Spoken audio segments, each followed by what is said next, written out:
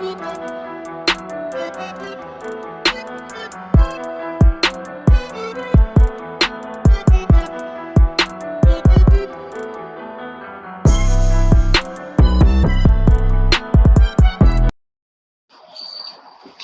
now, say now.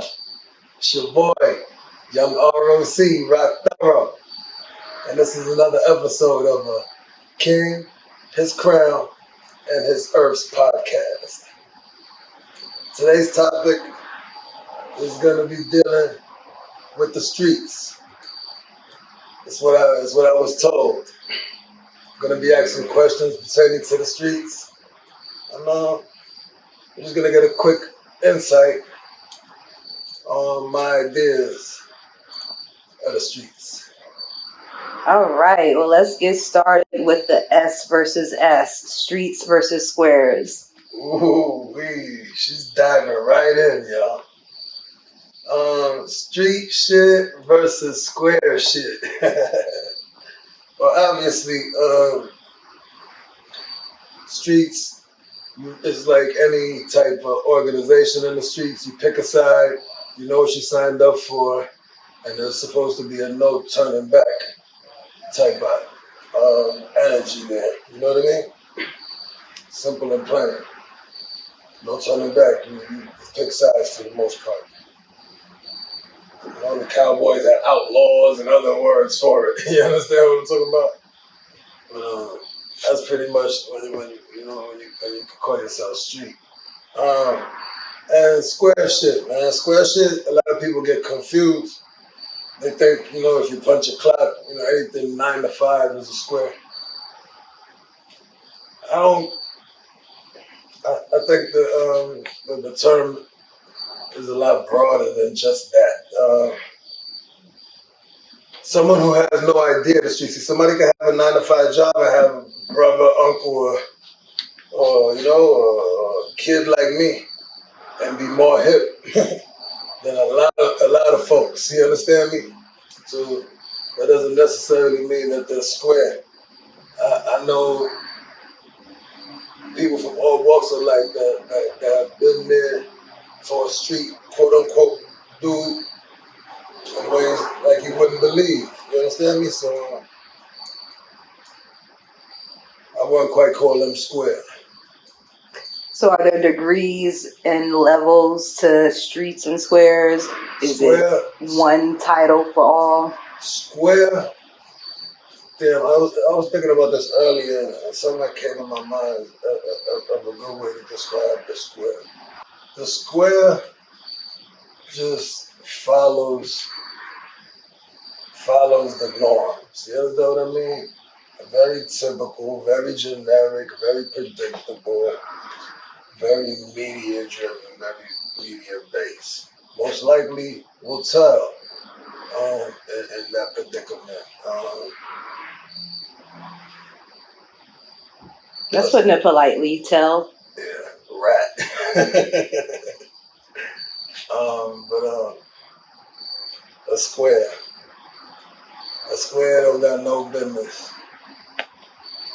messing with the street. So it's broad. I'd say just somebody who doesn't know how to think for themselves, who follows media and just the zombie 9 to 5 norms. Okay, what about ops? Do you think that they're a necessary evil or completely unnecessary? Ops. And let's say, that's only unnecessary. Ops. Real ops.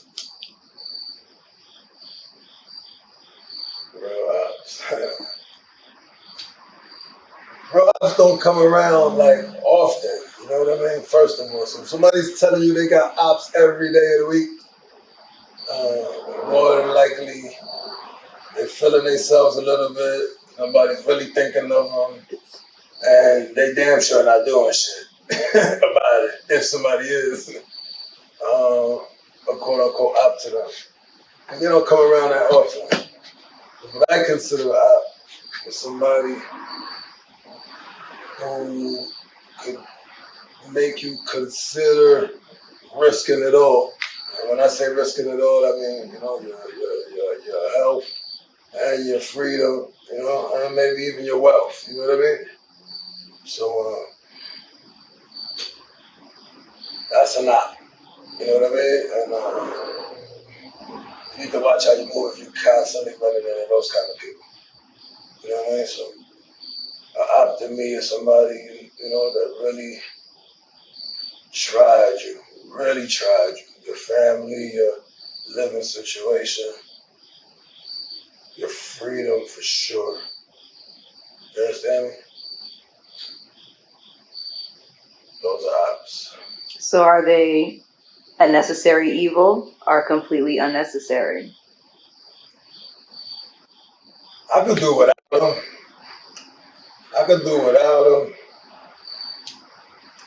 But understand the art of war, where it might be, good to have one or two.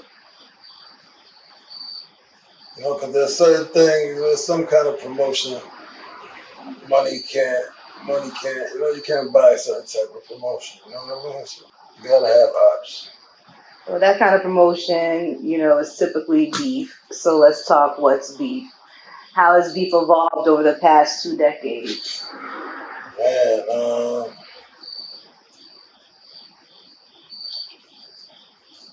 they got a system. They got a system of hiring young shooters, which always kind of been around, but there's a lot more manipulation involved in order to get them to put in work. And before, they might have, had some gangster in them. You know what I mean? And they were groomed before some of that shit. These guys are just getting right off the stoop and getting manipulated to do a lot of dumb shit, which comes off as very valid though sometimes. You know what I mean? But you got a lot of people, just not thinking shit through and end up ratting when the shit hits the fan. You know what I mean?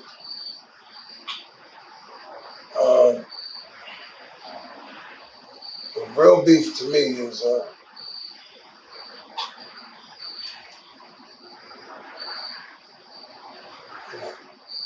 it's no secret. You know what I mean? Like some people play for keeps. Family, kids. Well, they say no women, no kids, but I know people that aim for that. That's real beef. Real beef is with a rich person who could afford to pay folks to jump out the window. That's real beef. These days, that's probably the worst beef you could have. There's somebody with the bag. It's beef with somebody with the bag. They got extra 10,000 to throw around. You don't want to have beef with that guy, pussy or tough. I don't know which one is better, for him to be pussy or tough. If you got that 10 bands, you're in trouble, buddy. So all it takes is 10, huh? Facts. Less than that. We just being politically correct right now for purpose of time. Okay, well, those are, I guess, intentional murderers. What about accidental murderers? In the words of the legend Nasir Jones, accident murderers. Plenty of those. I remember I was locked up with a guy. I was bunked with him. He shot by accident in his mama's house, killed somebody. It went through the roof of the building or the floor of the building, one or the other. Killed somebody downstairs. He knew the kid he killed downstairs too. Wow, crazy. But yeah, he wasn't really trying to act that tough in there. But some people would. Some people would try to act tough after accident. You know what I mean? That's a badge of honor. Yeah, but our people are so screwed up, they don't want to even hear nothing else. But, you know what I mean? I was falsely accused for a murder. I sat up 3.5 years defending myself and fighting it, and eventually was exonerated of all charges. But when I would tell people I didn't do it, it was almost like a disappointment there, like from folks, like, like, you're not the killer, like, friend that I'm gonna have, like, like, I don't get it, like, I don't get it. Our people got a lot of medical trauma, what they call it, mental health issues that we need to perhaps tap into. But beef is, when a nigga with the bag. Even if he got time for you, you get money, he got time for you, you upsetting him that much, you gonna have a problem. Don't get into it with niggas with the bag, man. In fact, if you're not prepared to take it there. Have a couple of random pop shots at you. There's dudes lining up to take them for the few 4, 5, 6 bands, you know? Yeah, we got shooters and we got, people that prefer knives. So what's the major difference? What's the pull towards one or the other?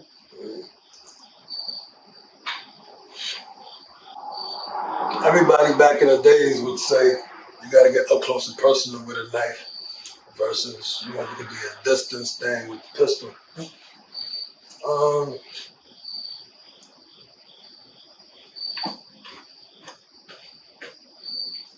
Just gotta have balls, man, to do either or.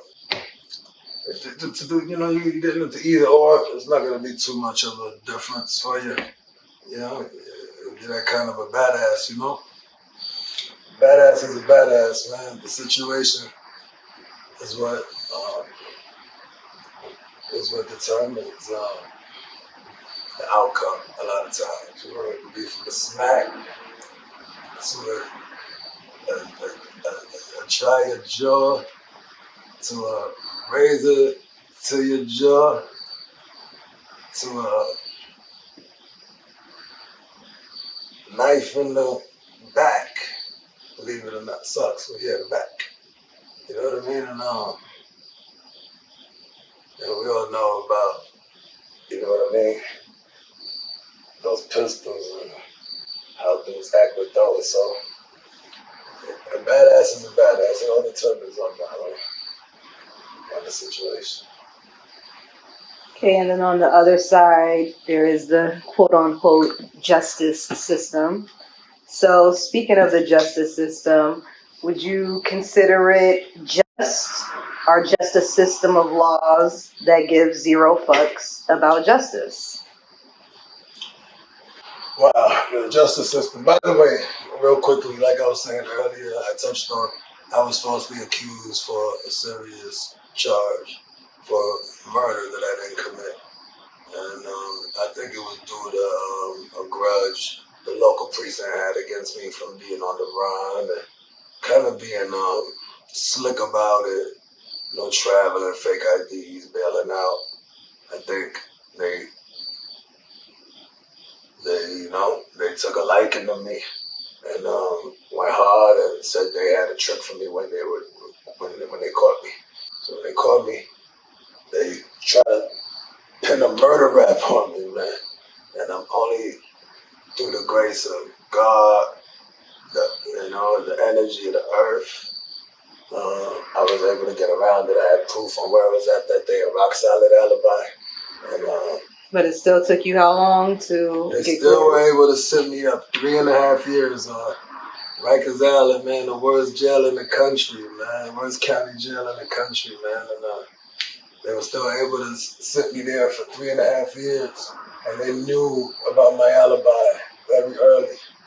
But using stall tactics and petty reasons for them not being ready to pursue. But they were able to get 3.5 years out of me. monster in that time, in that process. And I came home wide awake to the games that people play, and they're not playing fair at all. You don't even have to. If it would have been a day sooner or a day later, they would have got away with it. They would have, they could have poked any kind of holes in my situation. They would have, so at one point I realized it was bigger than me. I was thinking about the people who happened to before me and the people that unfortunately it'll probably happen to after me. So it's a system of it. Hella innocent people in jail. Innocent convicts, yeah. It's a community of. Because listen, I'm talking about nobody on the other side of the window in the lineup, the window where the witness is supposed to be. I don't believe nobody was even behind it when they had me in the lineup, and they were faking like some guy was walking in and out of that lineup room. They were that bad of actors in this process of trying to pin this murder on me. Yeah. But yeah, cold stuff, man, cold stuff. So listen, keep your third eye open. They're not playing fair. The streets are not playing fair. Man, you gotta be extremely lucky, man, to make it out of this. These streets unscathed, people. Just know it's gonna be painful if you insist on toughing it out. You know what I mean? But to each his own. I'm not here to preach to nobody. Just here to tell y'all my experience. You understand me? The streets is real.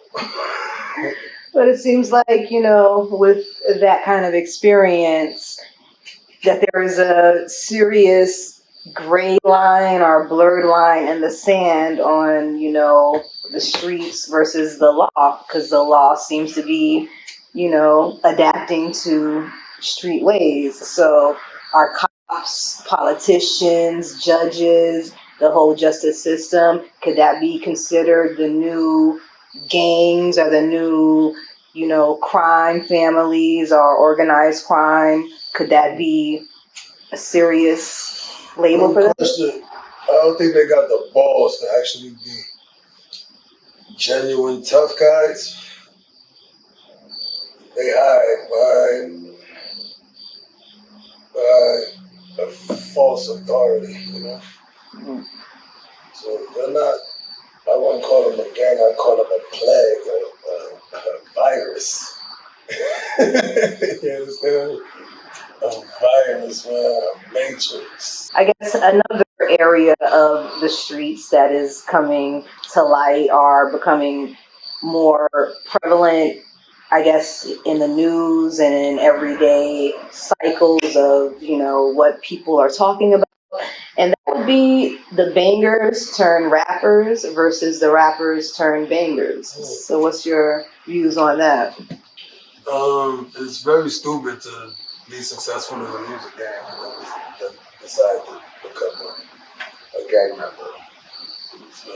This makes absolutely no sense. Gang shit is for the struggle. One kind of struggle or another, you know what I mean? New York gang shit, a lot of it stem from jail, That's our struggle a lot of times, and then flourishes in the ghettos and the projects and what have you. You know what I mean? And everybody in it is in it to get out eventually. Or at least to have to not be doing gangster shit. You know what I'm saying? So to be successful and get in, you have to work your way through ranks of respect and the protocols that only people in the struggle were willing to gamble with. It's not smart of a successful person at all.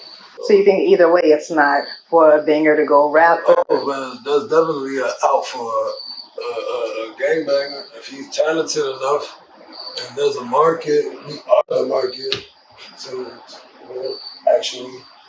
So yeah, For somebody trying to leave the gangster shit and go legit successful, I think that's a blessing. That's genius. Okay.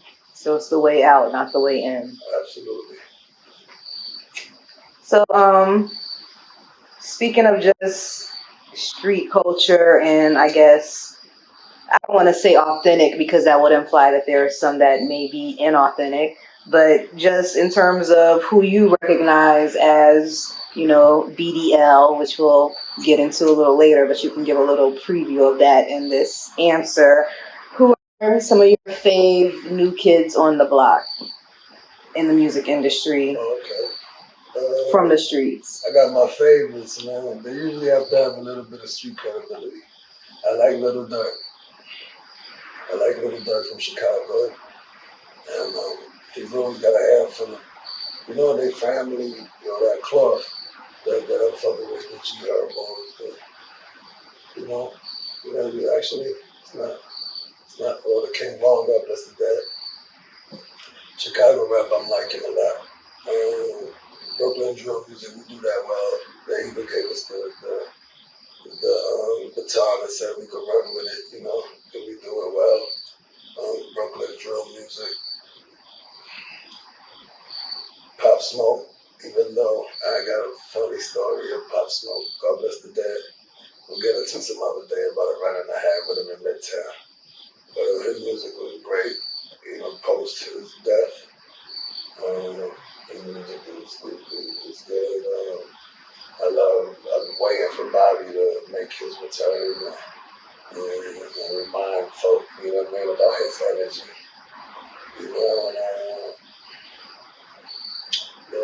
There were like 2 or 3 that crossed my mind the other day if I were to name. Honeycomb. Up and coming, very underrated, very underground, people hardly know of him. Honeycomb, I think he's in jail right now. All those young guys, NBA young boy, I like his music. But Mozzie from the West Coast, hands down. You give me this guy's vibes, You give me pop vibes, man. Mozzie from the West Coast. Lately, that's all I've been fucking with is Mozzie and Lil Durk. All right. What about verses? Which was your fave and who's on your wish list? The most epic, of course, was Gucci and Jeezy. That was the most authentic, the most street. You understand me? My kind of energy. Like, it should go down in this bitch kind of energy, And then, as far as second to that would have been the Locks and Dipset. That was classic. Jada came through. I think that for the win. Ushered a new era of verses. Yeah, he came through for the win, held it down. Everybody did well on that because, legendary. Just weird and goofy shit in terms of the street. Goofy shit. In terms of the streets. What is classified as weird and goofy shit? But females, guys, can be guilty of this. They both can be guilty of this. It doesn't take much, man. Little subtle things, man. Little subtle things can make you weird and goofy. I don't know. To just randomly pick an example. Just like you can be an authentic real nigga, you gotta be authentic goofy or weird motherfucker, right? I'm sure you had many an encounter. So, a personal example will do. I saw a meme. That would have been weird, not goofy. A$AP Rocky's not goofy, but I saw a meme. I saw a meme of an old conversation he had about jail, and A$AP Ferg was sitting next to him, and he said, "Yeah, I'm in the shower, I'm getting it on, I'm slipping on semen." Feel me? I only had to fight one nigga, got that nigga up out of there, thank God. I had to fight some nigga in the bathroom, no homo, we slipping on semen. Niggas was jerking off in the bathroom, nigga. I got that nigga up out of there, all that shit. This is parts of the story that I don't like to tell because it don't sound believable. Right. Not only that, what I got to prove by telling niggas I've been on the island, I was in jail. And they zoom in on A$AP Ferg's face. And if you would have seen A$AP Ferg's face, But yeah, that's just weird at the moment, cause AO moments, pose moments could be weird. Somebody prone to those kind of moments, Classic. definitely weird. Goofy. Goofy would be Goofy's mixed with hate. Goofy's like weird mixed with being a hater. You know what I mean? You're like a hater, that's weird. That makes you super goofy. Like he'll bring something to your lady, some fashion to your lady, or you know what I mean? Tell on you, dry snitch on you. You understand me? Goofy weird. Yeah, rats are definitely goofies. Goofy just fumble the fucking ball. You understand me? For real, fumble the fucking package every trip. And I've seen some serious fumbles. Fumbling the gun, slipping on ice, stuck in ice when you're supposed to be getting away. Yeah, I've seen and be prone to this kind of shit. It's usually prone to this shit, which makes them goofy, pretty much. That's pretty clear. What about this new age of, oversharing on social media?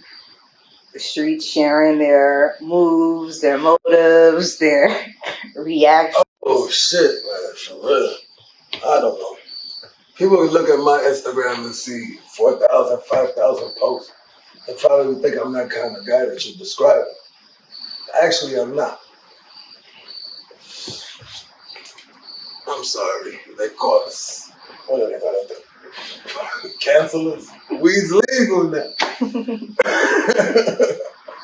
But where were we? Oversharing on social. I never had to change my name on social media, none of that. I had to take that. I just hear people talking about block that, take it down, but hacked or whatever. Might have had a hack situation, but I dealt with their ass early. I don't play about my damn social media, like, you understand me? But I was told a long time ago when I did post with him, I remember Elijah was a baby and I had some $100 bills sprawled on him. It's one of the pictures I like the least to this day. Even when I stumbled across it, I like that picture the least. Elijah's 16 now. So I remember having a conversation with somebody who was telling me how, it's not, like, it's kind of tacky at the end of the day. Tacky for me, not for everybody, but tacky for a nigga like me. You know what I mean? So, because she knew me as being a lot deeper of a motherfucker. But ever since then, I stopped. And you won't see no posts anymore. Then just recently I'm seeing the post on, we don't post money, we post the things that, that we do with the money. You understand what I'm talking about? But I think I've incorporated that a long time ago, just being humble in that way. So if I'm not gonna post money, there's a lot of other things I'm not gonna post. You understand me? And I think my page is very politically correct. Over the last few years, I probably even did little cleanup jobs on deep dives and cleaned up some of the, some of the ratchet stuff, So I think it's stupid. I think it's stupid. So that tells you I'm not gonna be that much of a fool, and you shouldn't be either, and nobody should. Words of wisdom. Speaking of wisdom, you got plenty of it. Are there any stories from the vault that you would like to unleash for this episode? The streets. Gotta give y'all one for the streets. Gotta give you one for the motherfucking hood. Nah, let me see what I got for y'all, man. Let me see what I got for y'all.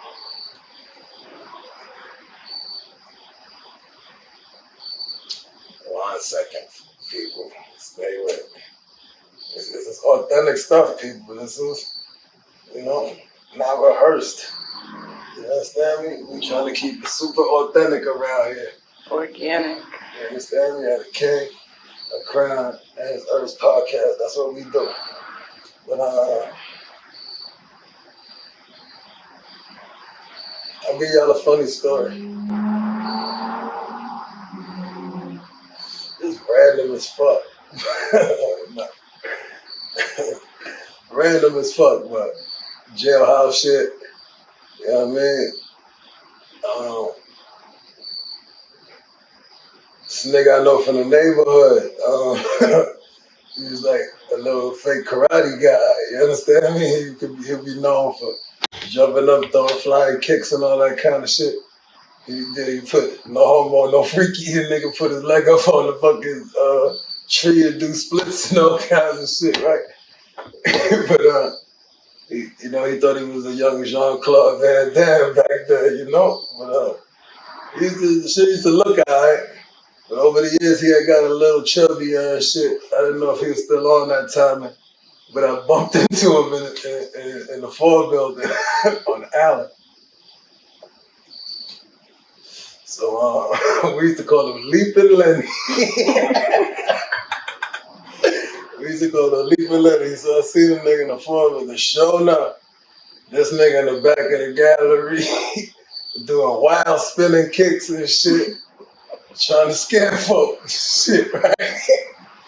Yo, son, I'm coming in with the shit, with my bags and shit. I think the nigga ran down the gallery when I recognized him. He recognized me. I think he ran down the gallery and slid like a baseball player. He slid into second base and some shit. Got up next to you. I said, yo, what the fuck you in here doing?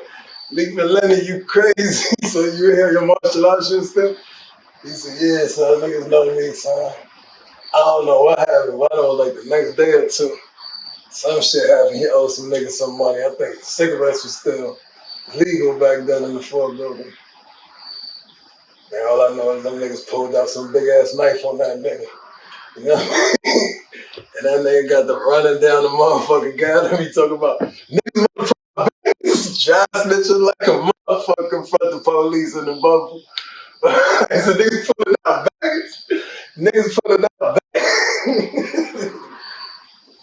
Word, had the police run up in there, made it all hot. That was one of the first times I realized what a dry snitch was. You know? That's not what I'm talking about. Leaping Lenny, man. Showing out with all them fucking fancy moves. The nigga pull that motherfucking thing out on his ass. Nigga got all of that. Yelling, man. John snitching. Looking for police to come bail his ass out of that situation, yo. I think he used to talk about this other niggas all the time. That was the catch. He used to talk about this other niggas all the time, man. That nigga got the John snitching, man. That's my story for the evening, y'all. I hope y'all got a kick out of it. I surely I don't know what made me think that way. If Leaping Lenny's around somewhere, you might know. You might know I'm talking about him. You gonna know. I know some old heads gonna know who I'm talking about and shit. One last one, the last one for every episode. Lessons. What's your lesson for the streets? Lesson for the streets. I think I said this before, but they don't lay you back, man. You can love it. They won't lay you back. They just won't. A whole lot of fun, a whole lot of reckless behavior, man, but it gets lonely. It ain't always glamorous.